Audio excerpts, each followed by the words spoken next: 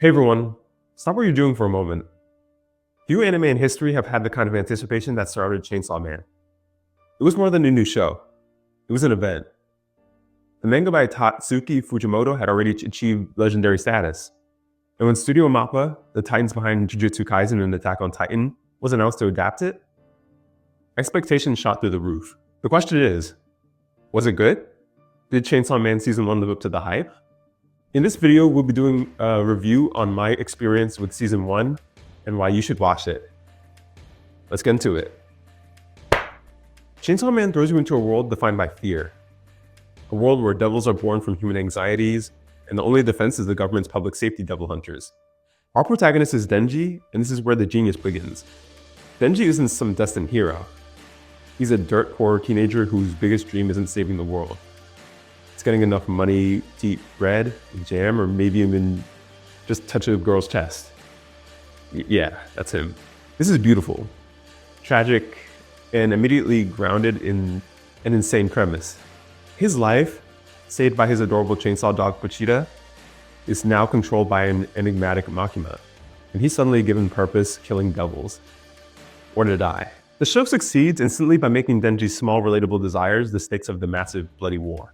Let's talk about the technical side, because it's impossible to discuss this season without mentioning MAPPA's budget and vision. They treated Chainsaw Man not just as an anime, but as a cinematic prestige television series. Animation is jaw-dropping, the fluid 3D CGI integrated with 2D characters is seamless, and it lends a remarkable weight to the action. When Denji transforms, you feel the metallic thunk.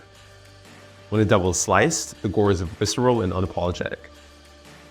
The fight choreography, particularly the showdown with the Katana Man, it's some of the best directed action in the modern anime.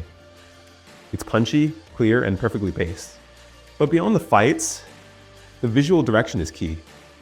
Director Ryu Nakayama insisted on a very realistic, subdued color palette and lighting, making the mundane scenes feel grounded and the bursts of color, like the glowing chainsaws, feel a lot more impactful. It's high budget, high quality filmmaking, and that absolutely honors the manga's artistic brilliance. But the heart of Chainsaw Man is its duality. This shows a constant, brilliant clash between the ridiculously silly and the profoundly tragic. On one hand, you have the chaotic, dark comedy fueled by the trio of Denji, Power, and Aki. Power, the Blood Fiend, is an agent of pure, selfish chaos, and her actions with Denji provide some of the season's best comic relief. She's gross, hilarious, and one of the most unpredictable characters on television. Their quote-unquote found family dynamic with the stoic Aki Hayakawa is surprisingly endearing. On the other hand, the show is relentlessly dark. Death is sudden, brutal, and often meaningless. The comedy is immediately undercut by tragedy, forcing the viewer to constantly shift gears. And this tonal whiplash is intentional. It keeps you off balance and constantly reminding you of the brutal stakes, making Denji's small dreams feel even more precious. Now, while Denji is our core, the supporting cast is what elevates the series. Makima is the quiet, almost hypnotic center of the show. Her controlled demeanor and mysterious intentions make her the most compelling enigma. She treats Denji like a pet, and the subtle terror she exudes is magnificent and scary. Aki provides the necessary gravitas. He's the reluctant caretaker, constantly annoyed by the teammates, yet committed to the mission. His growth and tragic past are hinted, setting up a phenomenal arc for future seasons. Power, as mentioned, is a scene stealer.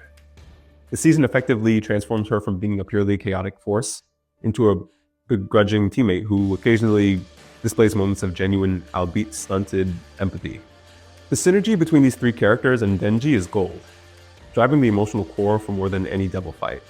If I had to rate Chainsaw Man Season 1, I'd give it a 10 out of 10.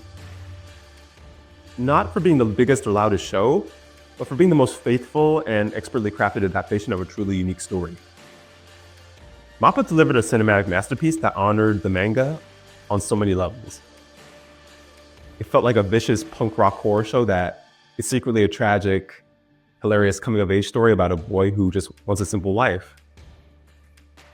It successfully introduced its insane world and left us desperate for more. If you're looking for a show with incredible action, dark humor, and surprisingly deep emotional stakes, This is mandatory viewing. Also, on another note, I'll be doing a review of Chainsaw Man, the movie ReZark. So keep a lookout this week. But other than that, if you haven't watched Chainsaw Man, I recommend it. It's great. And if you have watched it, what's your favorite moment from season 1? Did you watch the movie as well? Did MAPPA hit the mark on season 1? Was there something you felt that was missing? Let me know your thoughts in the comments below. And if you enjoyed this review, please hit that like button and subscribe for more deep dives. And thanks for watching. As usual, I'll see you on the next step of our journey. Take care.